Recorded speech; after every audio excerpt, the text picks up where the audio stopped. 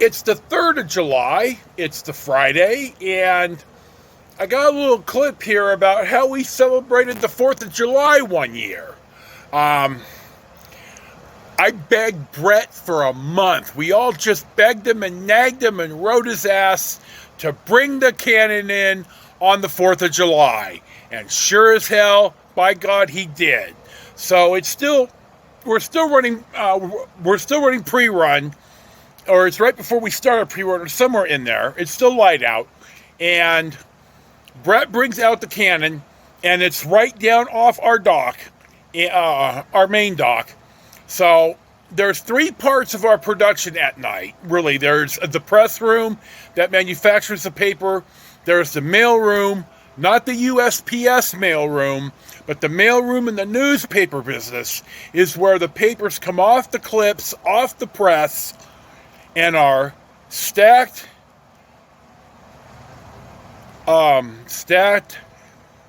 counted, and bundled, and then sent out the chute to me, where it's my responsibility to make sure that the right product and the right amount goes in the right truck with the right driver who's sober and knows what he's doing.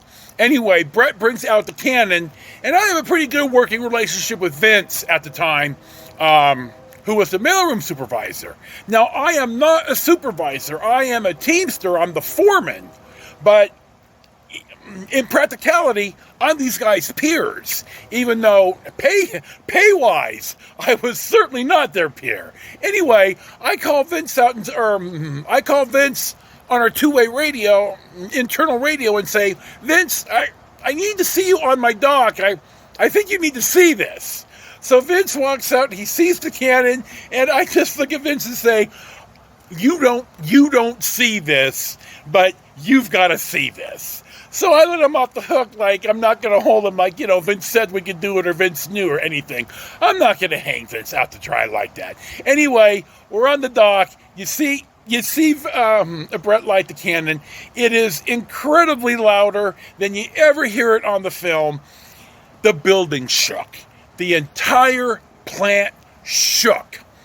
And my peers in the mailroom told me that it shook so bad in the mailroom that dust and shit rained down on them from the, dust that settles in the building.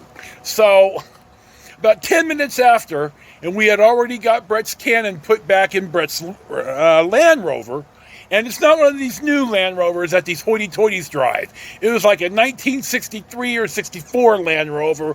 Well, Land Rover was really a four-wheel drive like they're supposed to be. So anyway, here's how we celebrated the 4th of July one year. It was just incredible. So here you go. Happy Independence Day. Getting the fucking nose at 252.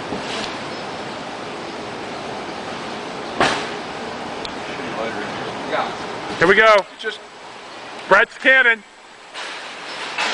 just about all knowledge.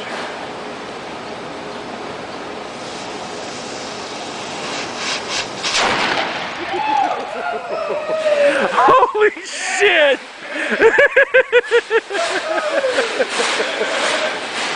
Oh, that some bitch is loud!